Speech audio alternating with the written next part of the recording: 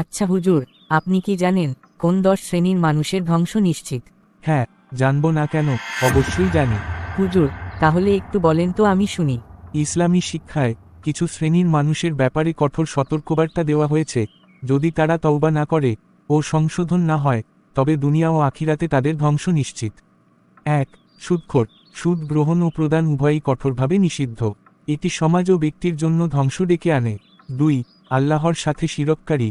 যারা আল্লাহর সাথে অন্যকে শরিক করে, তাদের জন্য কঠিন শাস্তির ঘোষণা আছে। শিরক হল সবচেয়ে বড় গুনাহ। 3. মুনাফিক। যারা মুখে ঈমানের দাবি করে কিন্তু অন্তরে কুফর লালন করে, তারা দ্বিমুখী চরিত্রের অধিকারী এবং কঠোর শাস্তির উপযুক্ত। 4. নামাজ ত্যাগকারী। ইচ্ছাকৃতভাবে নামাজ ছেড়ে দেওয়া ঈমানের জন্য মারাত্মক ক্ষতিকর। নিয়মিত সালাত পরিত্যাগ ধ্বংসের পথে নিয়ে যায়। 5. জালিম বা অত্যাচারী। অন্যের হক নষ্ট করা, অত্যাচার করা, এসবের পরিণতি ভয়াবহ। জুলুমকারীরা শেষ পর্যন্ত ক্ষতিগ্রস্ত হয়। 6. ইয়াতিমের সম্পদ গ্রাসকারী। অসহায় ইয়াতিমের সম্পদ অন্যায়ভাবে ভোগ করা মহাপাপ। কুরআনে এদের জন্য কঠিন শাস্তির সতর্ক আছে। 7. মিথ্যাবাদী ও প্রতারক। মিথ্যা, ধোঁকাবাজি ও প্রতারণা মানুষের ঈমান ও সমাজ উভয়কেই ধ্বংস করে। 8. অহংকারী। অহংকার মানুষের অন্তরকে কঠিন করে দেয়।